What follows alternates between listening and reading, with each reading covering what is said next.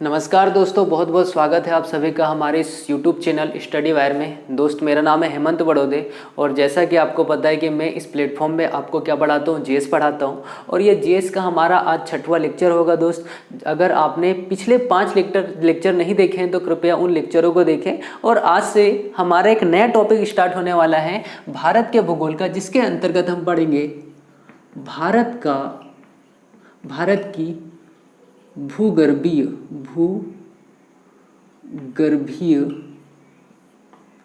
संरचना। भारत की भूगर्भीय संरचना का अध्ययन हम करने वाले हैं। अभी समझे भूगर्भीय का मतलब क्या होता है। भूगर्भीय का मतलब ये होता है कि देखो, जो पृथ्वी है, पृथ्वी पर चट्टानें पाई जाती है और चट्टानों के अंदर देखो पृथ्वी कुछ इस तरह से गोल है और ऊपरी भाग में क्या है, तो आप बोलोगे चट्टानें। आंतरिक भाग में भी क्या है, चट्टान है। लेकिन इस वाले क्षेत्र की अगर बात करें तो यहाँ पर पूरी तरह से क्या है, लावा विद्यमान है। क्या है, लावा। अब लावा किस फॉर्म में है, लिक्विड फॉर्म में। किस फॉर्म में, लिक्विड फॉर्म में। अब सबसे पहले समझना, अगर पृथ्वी की स्थिति आज इस तरह से हुई है तो क्या जब पृथ्वी का निर्माण हुआ था तब भी पृथ्वी इस तरह से थी? बिल्कुल नहीं। तो सबसे पहले हम भारत की भूगर्भीय संरचना पढ़ें, उससे पहले हम क्या पढ़ेंगे कि पृथ्वी का निर्माण क्या कैसे हुआ और किस सिद्धांत के अनुसार हम पृथ्वी के इतिहास का अध्ययन करते। पहले वो समझते, फिर पढ़ेंगे भाई भारत का भूगर्भीय इतिहास क्या है। समझ में आया? तो सबसे पहले मैं आपको एक सिद्धांत पढ़ाना चाहूंगा और इस सिद्धांत का नाम है बिग बैंग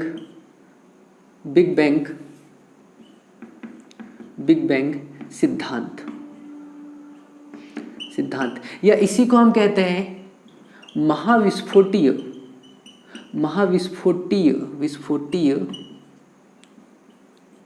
सिद्धांत, है ना। बिग बैंग सिद्धांत या फिर महाविस्फोटी सिद्धांत। सबसे पहले समझो दोस्त कि ये बिग बैंग सिद्धांत या फिर महाविस्फोटी सिद्धांत किसने प्रस्तुत किया, तो एक पादरी वैज्ञानिक थे, पादरी भूगोलवेत्ता।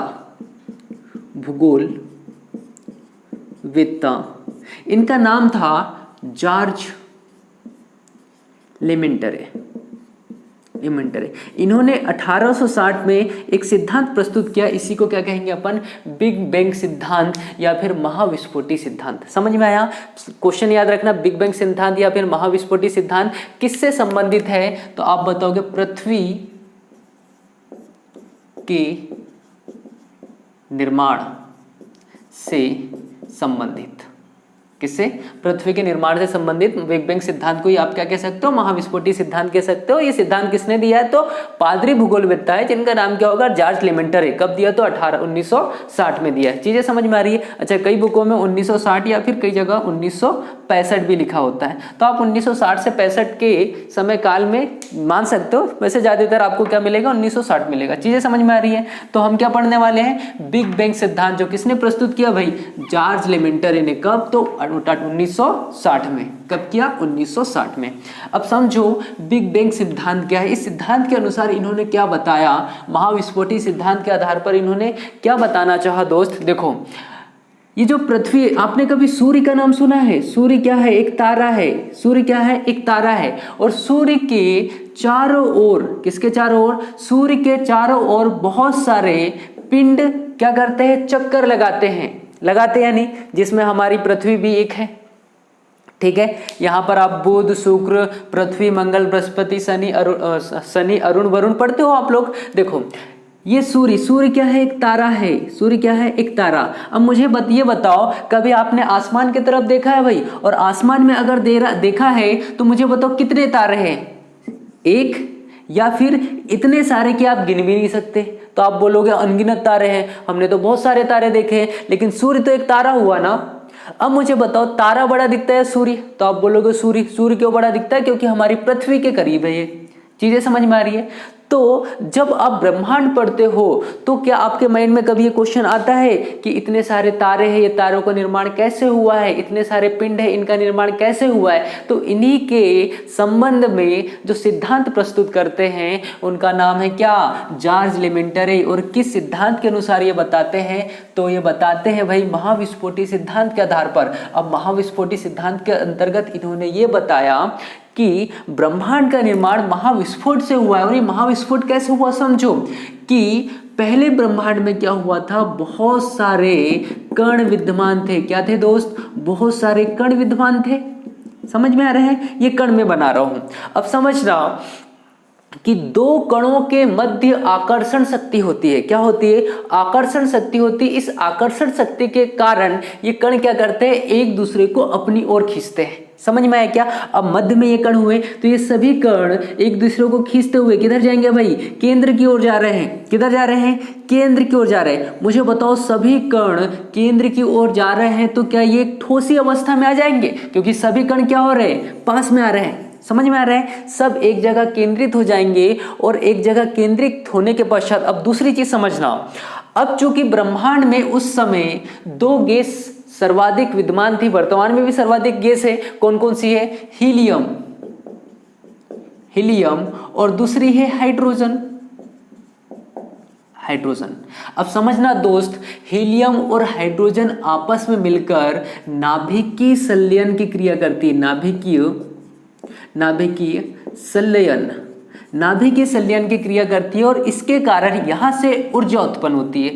यहां से आप एक आसानी से क्वेश्चन बता सकते हो कि सूर्य में ऊर्जा कहां से प्राप्त होती है, तो आप बताओगे नाभिकीय संलयन से। कौन कौन सी दो गैस नाभिकीय संलयन कर रही है? तो हीलियम और हाइड्रोजन। चीज समझ में आ रही है? ठीक है। अब समझना, ये गैस आपस में क्या हुई भाई, एक जगह एकत्रित हो और ये ठोस रूप धारण कर लिया, लेकिन इनके मध्य आकर्षण अभी समाप्त नहीं हुआ और इनके मध्य एक बार इतना अधिक आकर्षण हुआ और आकर्षण होने के पश्चात इसमें एकदम से क्या हुआ, विस्फोट हुआ। अब देखो, ब्रह्मांड के पूरे कण आपस में पास में आए और एक गोलाकार रूप धारण कर लिया है। क्या धारण कर लिया है? एक गोलाकार रूप धारण कर लिया और बहुत अधिक संघनित होने के कारण इसमें क्या हुआ, विस्फोट हुआ। और विस्फोट होने के पश्चात ये जो बड़ा पिंड है, इसी के बहुत सारे भाग ब्रह्मांड में क्या हो गए, बिखर गए। लेकिन छोटे छोटे कण के रूप में नहीं, कुछ छोटे कण थे, कुछ बड़े कण थे और कुछ बहुत बड़े बड़े क्या थे, पिंड थे। देखो कुछ इस तरह से, ये जो केंद्रीय भाग है दोस्त, ये केंद्रीय भाग में क्या हो रहा है, विस्फोट हो रहा है। और विस्फोट होने के पश्चात बहुत सारे छोटे छोटे छोटे क्या पिंड इस तरह से ब्रह्मांड में बिखर गए। अब जो बड़ा पिंड था उसमें अधिक गुरुत्वाकर्षण बल हुआ, उसमें क्या होगा, अधिक गुरुत्वाकर्षण बल। और इसके आसपास के जितने भी छोटे छोटे पिंड थे, ये अपने गुरुत्वाकर्षण के कारण इसको अपनी ओर बांधे रखा और जितना इसका गुरुत्वाकर्षण है उसके अनुसार इसके आसपास के पिंड इसके चारों ओर क्या लगाने लगेंगे, चक्कर लगाने लगेंगे। ऐसा इसके साथ भी होगा, ऐसा इसके साथ भी होगा। तो जो बड़े पिंड है दोस्त, वो क्या है, वो है सूर्य, और सूर्य या फिर तारा कह सकते हो। और जो छोटे छोटे पिंड है उसे क्या कहेंगे अपन, उसे कहेंगे ग्रह, क्षुद्र ग्रह और अन्य प्रकार के पिंड। चीजें समझ में आ रही है? ठीक है। तो महाविस्फोटी सिद्धांत क्या है, समझ में आया। अब चूंकि मान लो कि ये हमारा सौरमंडल है, मान लो कि हमारा सौर मंडल है और ये मध्य में जो क्या है, ये सूर्य है। और यहां पर मान लो हमारी पृथ्वी, तो हम किसकी चर्चा कर रहे हैं, पृथ्वी की चर्चा कर रहे हैं। इस पृथ्वी के बारे में अब समझो दोस्त। अब चूंकि मैंने आपको बताया जब महाविस्फोटी सिद्धांत हुआ था तो यहाँ पर नाभिकीय संलयन की क्रिया हुई थी। और नाभिकीय संलयन की क्रिया में क्या होता है, बहुत अधिक मात्रा में क्या उत्पन्न होती है, बहुत अधिक मात्रा में ऊष्मा, ऊर्जा उत्पन्न होती है। क्या उत्पन्न होती है, ऊर्जा। ऊर्जा किस रूप में होगी, तो ऊष्मा रूप में होगी। किसके रूप में होगी भाई, ऊष्मा के रूप में होगी। अब समझो, अब महाविस्फोटी सिद्धांत के कारण जो प्रारंभ में गोली क्षेत्र बना था, गोली पिंड बना था, उससे एक भाग टूटकर बना और इसका नाम हमने रख दिया पृथ्वी। अब चूंकि महाविस्फोटी सिद्धांत के कारण बना था और महाविस्फोट हुआ क्यों, ऊष्मा की वजह से बहुत अधिक संघनित हुआ था। वहां पर हाइड्रोजन और हीलियम ने क्या किया, नाभिकीय संलयन किया, उससे क्या उत्पन्न हुई, ऊष्मा। तो जो पिंड टूटा क्या वह गर्म होगा या नहीं। अब जब ये गर्म था तो समझना, गर्म होगा तो ठंडा भी होगा। तो प्रारंभ में पृथ्वी कैसी थी, गर्म आग का गोला, गर्म आग का गोला। प्रारंभ में पृथ्वी कैसी थी भाई, गर्म आग का गोला। और जैसे जैसे समय काल बदलता गया वैसे वैसे ये क्षेत्र क्या होते गया, ठंडा होते गया।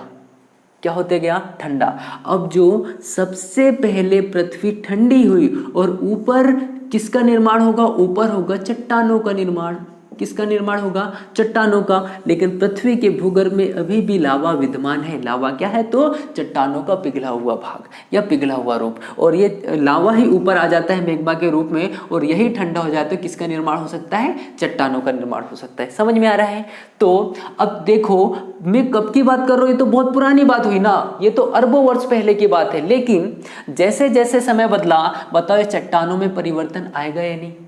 तो चूंकि पृथ्वी सबसे पहले क्या था, गर्म आग का गोला था, और गर्म आग के गोले के वजह से जो मैग्मा है, मैग्मा होकर जो सबसे पहले चट्टान बनेगी, ये चट्टान का नाम क्या होगा, आग्नेय चट्टान। आग्नेय चट्टान। चीजें समझ में आ रही है। सबसे पहले जो पृथ्वी पर चट्टान का निर्माण हुआ दोस्त, उससे क्या कहेंगे अपन, आग्नेय चट्टान। देखो आग्नेय चट्टान का आप अगर संधि विच्छेद करोगे तो उसमें देखो आग शब्द है। आग क्या होती है, गर्म होती है। तो सबसे पहले पृथ्वी पर जिस चट्टान का निर्माण होता है उससे क्या कहेंगे अपन, आग्नेय चट्टान। समझ में आया आग्नेय चट्टान कैसे। अब समझना, जब पृथ्वी का निर्माण हुआ, तब क्या सभी जीवधारियों का निर्माण हो सकता था, बिल्कुल नहीं। क्यों नहीं हो सकता, क्योंकि पृथ्वी तो जलता हुआ आग का गोला है भाई, है या नहीं। और यहाँ पर जब तक कि चट्टानें ठंडी नहीं होगी, किसी भी तरह के किसकी उत्पत्ति नहीं हो सकती, किसी भी तरह के जीवों की उत्पत्ति नहीं हो सकती। अब मैं जो बता रहा हूँ बहुत ध्यान से समझो। पृथ्वी पर सबसे पहली चट्टान का नाम क्या होगा, आप बताओगे, आग्नेय चट्टान। आग्नेय चट्टान। अब दूसरी चीज समझना, पृथ्वी चूंकि प्रारंभ में क्या थी, गर्म थी। गर्म होकर अगर वह ठंडी हो रही है, तो कोई भी वस्तु गर्म से ठंडी अगर होती तो उससे निकलती है वाष्प। उससे क्या निकलेगी भाई, वाष्प। क्या निकली, वाष्प। अब चूंकि जैसा कि हम पृथ्वी पढ़ते हैं, लगभग इसकी आकृति भू आब होती है। भू आब या फिर इसी को आप इंग्लिश में जियोइड कह सकते हो। क्या कह सकते हो, जियोइड। ठीक है, एक अंडाकार। लेकिन जब पृथ्वी को आप स्थलीय रूप में देखो तो पृथ्वी एकदम गोल नहीं, इस तरह से कुछ उबड़ खाबड़ है। उबड़ खाबड़ मतलब समझते हो, कुछ स्थान इसके ऊपर उठे हुए और कुछ स्थान क्या है, नीचे धंसे हुए। समझ में आया। अब समझना, पृथ्वी जब ठंडी हो रही तो इसका वाष्प कहां पर कर गया, वाष्प गया वातावरण में।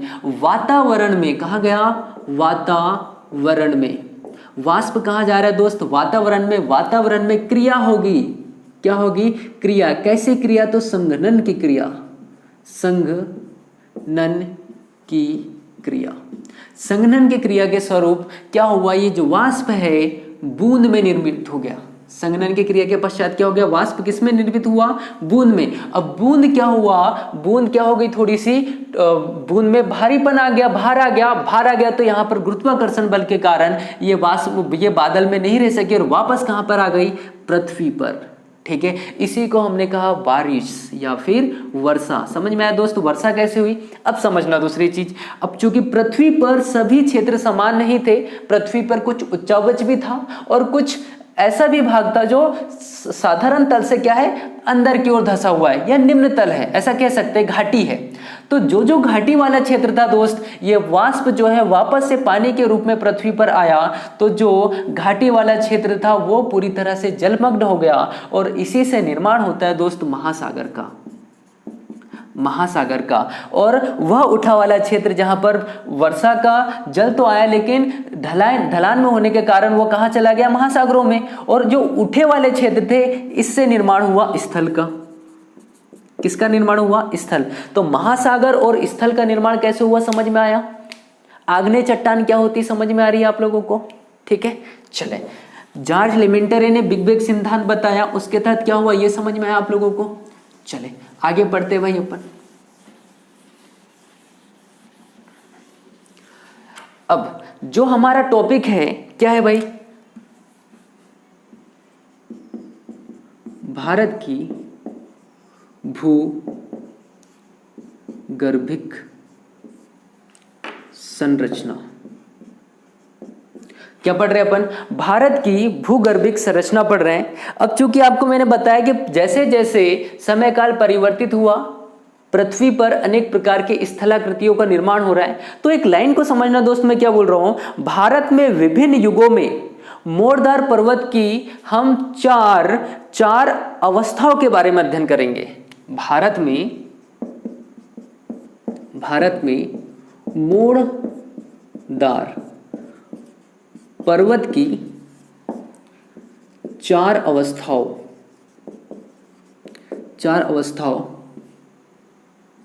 का अध्ययन करने वाले हैं। कितनी अवस्था होगी दोस्त? 4 अवस्था। अब ये 4 अवस्था कौन कौन सी होगी समझना। पहले में भारत के कौन कौन से क्षेत्र में क्या है पहले ये बता दूं आप लोगों को। यहां पर समझें, ये वाला क्षेत्र लगभग हिमालय है भाई, ये क्या होगा? हिमालय। ये वाला जो भाग है इसे कहते हैं उत्तर भारत का विशाल मैदान। ये वाला क्षेत्र, ये पूरा क्या कहलाएगा? उत्तर भारत का विशाल मैदान। समझ में आया? इसे कहेंगे अपन, यहां पर बहुत सारे पर्वत हैं, ठीक है, उत्तर भारत के पर्वतीय क्षेत्र, ठीक है। ये वाला जो क्षेत्र है इसे हम कहेंगे प्रायद्वीपीय भारत। इसे हम क्या पढ़ेंगे? प्रायद्वीपीय भारत।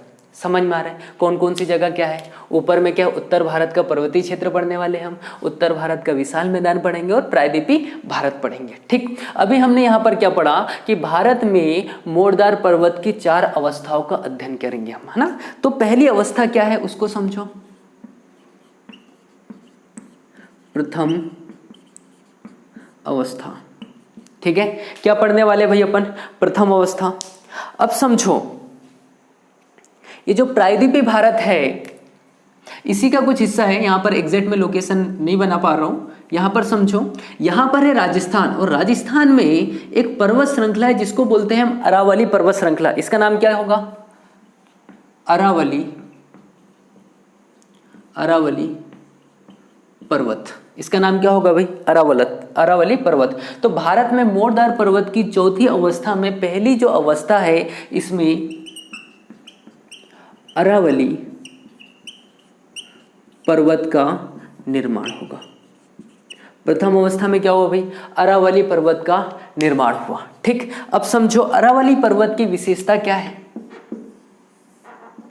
सबसे पहले तो कहां पर स्थित है? राजस्थान में। मुख्यतः कहां है? राजस्थान में मुख्यतः,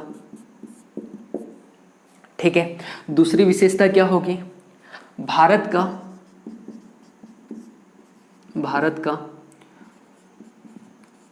प्राचीनतम पर्वत है। भारत का क्या है? प्राचीनतम पर्वत है। इसके पश्चात अगली चीज पढ़ो, जो अरावली पर्वत है जब इसका निर्माण हुआ था दोस्तों समझना, उस समय यह नवीन मोरदार पर्वत था। अब चूंकि सबसे प्राचीन है, बताओ वर्तमान में जो स्थिति है अभी भी वैसी होगी जैसे पहले थी या परिवर्तित हो गई होगी? तो परिवर्तित तो ही होगी। अरावली पर्वत में अपक्षय और अपर्दन की क्रिया हुई। अपक्षय का अर्थ होता है दोस्त किसी भी पर्वत का अपने ही स्थान पर टूटना, और अपर्दन का अर्थ होता है जो टूटा हुआ क्षेत्र है एक स्थान से दूसरे स्थान पर जब उसके अवशेष चले जाते हैं तो उसे कहते हैं अपन अपर्दन। अपक्षय और अपर्दन में अंतर समझ में आया? अरावली पर्वत का निर्माण प्रथम अवस्था में होता है, ठीक है। कहां पर मुख्यतः? ये राजस्थान में है। भारत का क्या है? सबसे प्राचीनतम पर्वत है। अपक्षय और अपर्दन के कारण अब ये क्या नहीं रहा? अब यह नहीं रहा नवीन वलित पर्वत, अब यह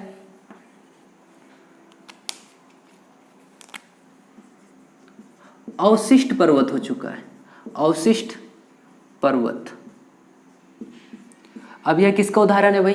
अवशिष्ट पर्वत का उदाहरण है। क्या चीजें समझ में आई? तो भारत में मोड़दार पर्वतों की 4 अवस्थाओं में से पहली अवस्था का हमने अध्ययन किया। प्रथम अवस्था में निर्माण होता है दोस्त अरावली पर्वत का, अरावली पर्वत का, और यह मुख्यतः कहाँ है? राजस्थान में है। भारत का सबसे प्राचीनतम पर्वत का नाम क्या होगा? अरावली पर्वत। अब चूंकि अरावली पर्वत में क्या हुआ? अपक्षय और अपर्दन की क्रिया के फलस्वरूप ये इसकी जितनी भी ऊंचाई थी अब उतनी ऊंचाई नहीं रही, इसकी ऊंचाई क्या हो चुकी है? कम। इस वजह से अब इसे हम क्या कहते हैं? अवशिष्ट पर्वत कहते हैं। समझ में आ रहा है? ठीक है, ये चीज लिख लो भाई, आप लोग स्क्रीनशॉट ले लीजिएगा।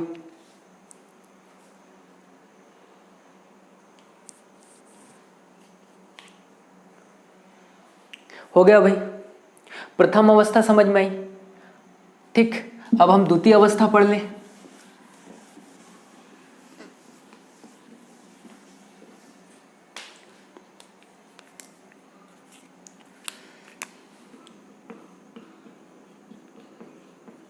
द्वितीय अवस्था समझो। जो द्वितीय अवस्था हुई थी दोस्त, ये हुई थी कोलिडियन युग में। किस युग में होती है? कोलिडियन युग में। अब इस युग में हुआ क्या, बहुत ध्यान से समझना। देखो,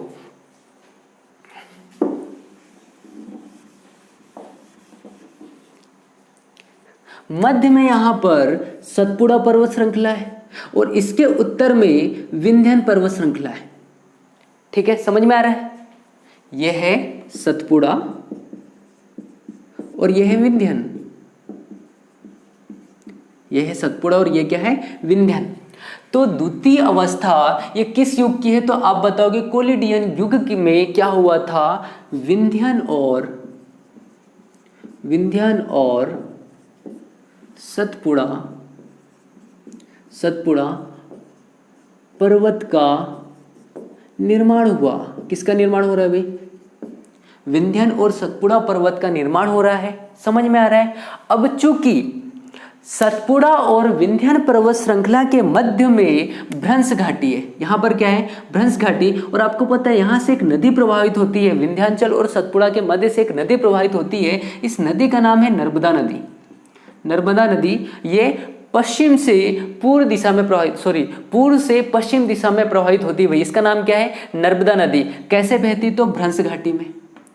भ्रंश घाटी। अब मैं जो बता रहा हूं समझना, विंध्याचल और सतपुड़ा के मध्य में क्या है? भ्रंश घाटी। समझ में आ रहा है मैं क्या बोल रहा हूं? विंध्यन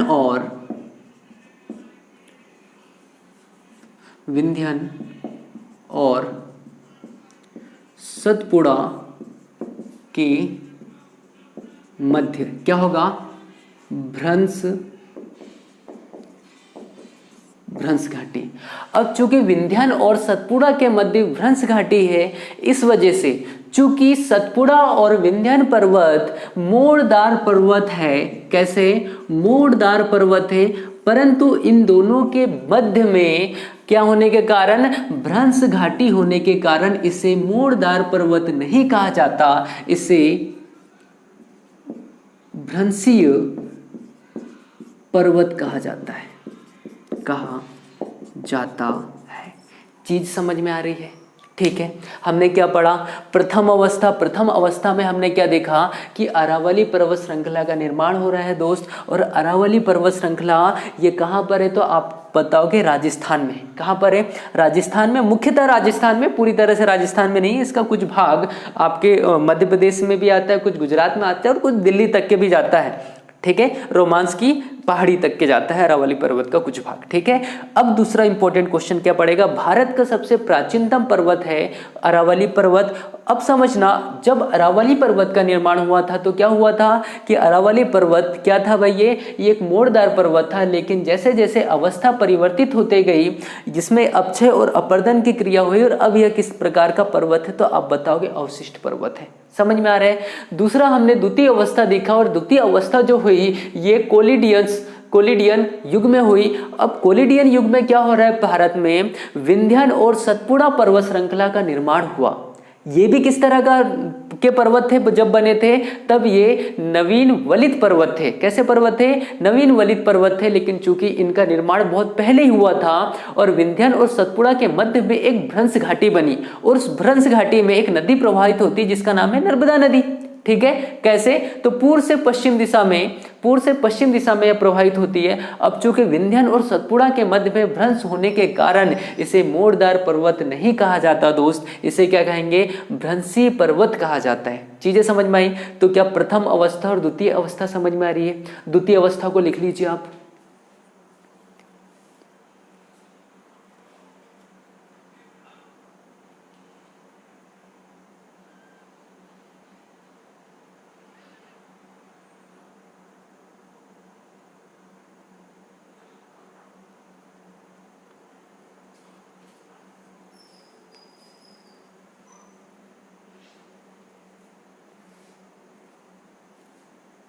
हो गया?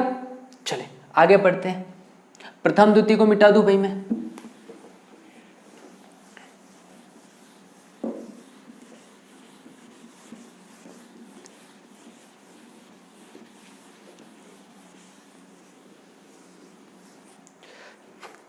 अब हम पढ़ते तृतीय अवस्था।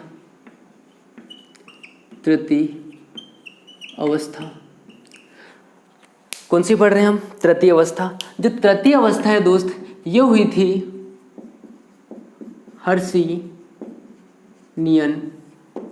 युग में। किस युग में हुई? हर्षियन युग में हुई।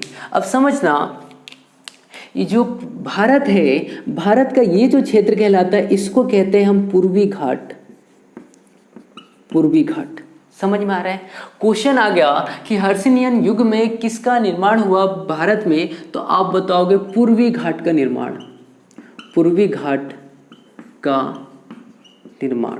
ठीक है, अब चूंकि जो पूर्वी घाट है दोस्त, यह कुछ पर्वतीय क्षेत्र भी, यहां पर क्या है? कुछ पर्वतीय क्षेत्र भी है, पर्वतीय क्षेत्र। अब चूंकि जब इसका निर्माण हुआ था पूर्वी घाट का, तब पर्वतीय क्षेत्र बहुत ज्यादा थे, लेकिन अब कुछ मात्रा में बचे हुए, अब ज्यादा पर्वतीय क्षेत्र नहीं है। इसका कारण क्या है दोस्त? बहुत सारी नदियां पश्चिम से पूर्व दिशा में बहती और बंगाल की खाड़ी में गिर जाती है, और इस वजह से यहाँ पर जब ये पूर्वी घाट से बहती है तो दोस्त ये पूर्वी घाट को इन्होंने क्या कर दिया है? अपर्दित कर दिया है। क्या कर दिया? अपर्दित। इस वजह से पर्वतीय क्षेत्र अब बहुत कम मात्रा में बचे हुए। ठीक है, कौन कौन सी नदियों के द्वारा भाई? आप बताओ कि कृष्णा नदी, गोदावरी, कावेरी, दामोदर नदी,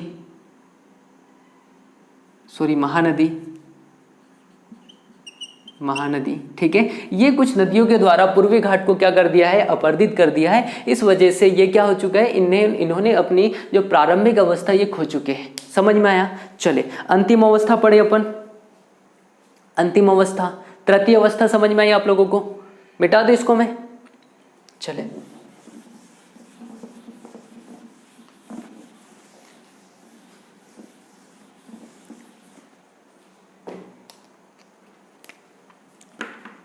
चतुर्थ अवस्था।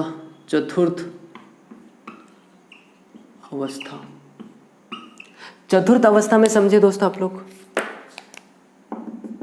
चतुर्थ अवस्था में निर्माण होता है हिमालय पर्वत का। किसका निर्माण होगा? हिमालय पर्वत का निर्माण। हिमालय पर्वत का निर्माण यहाँ पर होता है, और जो हिमालय पर्वत है, हिमालय पर्वत क्या है? नवीन वलित पर्वत का उदाहरण है।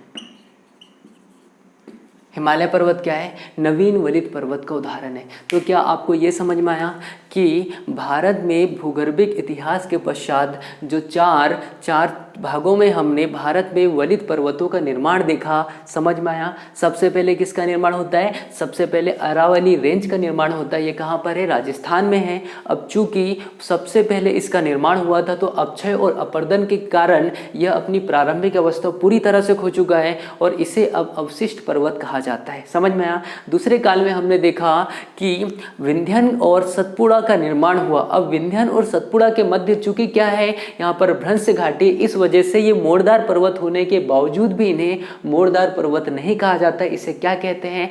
तो इसे कहते हैं भ्रंशी पर्वत। चीज समझ में आई।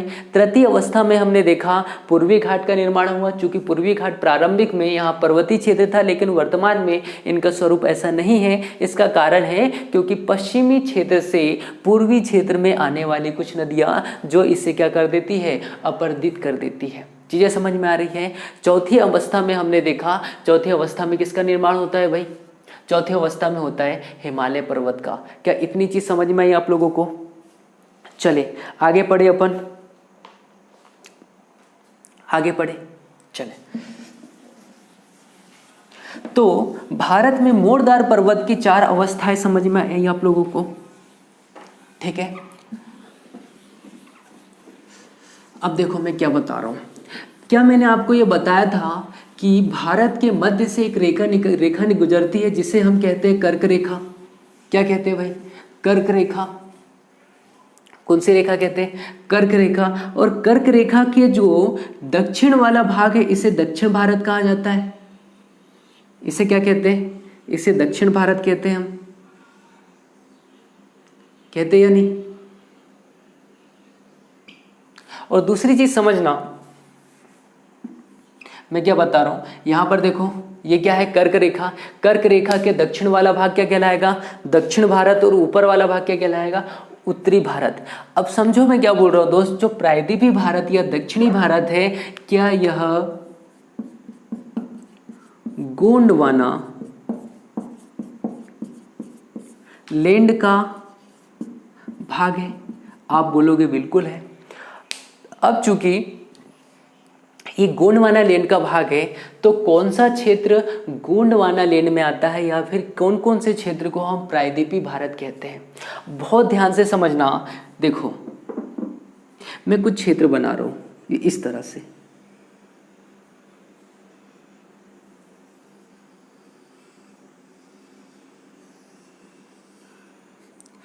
ये जो मैंने ब्लैक पेन से ये जो क्षेत्र कवर किया है दोस्त, यह क्षेत्र कौन सा?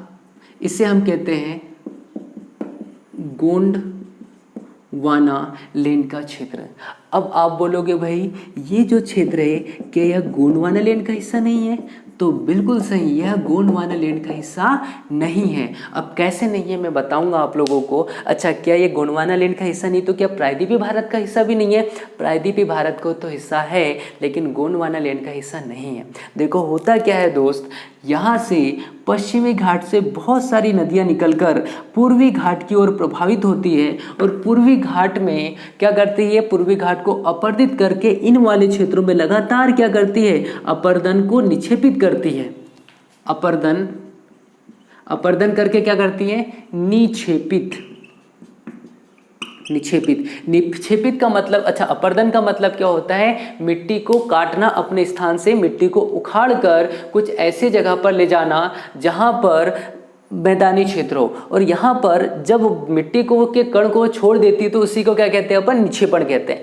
तो ये जो तटीय क्षेत्र है दोस्त, ये मैदानी क्षेत्र है और इसका निर्माण बाद में हुआ है। इसका निर्माण क्या होगा? बाद में हो रहा। इसी तरह से पूर्वी घाट और पश्चिमी घाट भी है।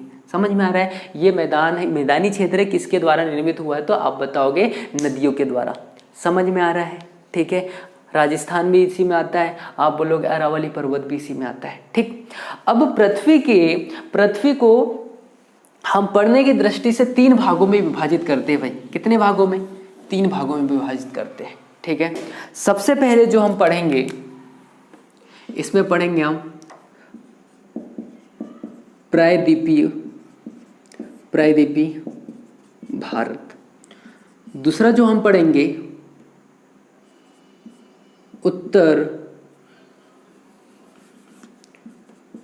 उत्तर का पर्वतीय क्षेत्र। और दोस्त तीसरा हम पढ़ेंगे यहाँ पर उत्तर भारत का विशाल मैदान। ठीक है, तो ये जो 3 टॉपिक होंगे दोस्त ये हमारे कल होंगे। अभी समय बहुत ज़्यादा हो चुका है, बाकी मिलते हैं कल। जय हिंद, जय भारत।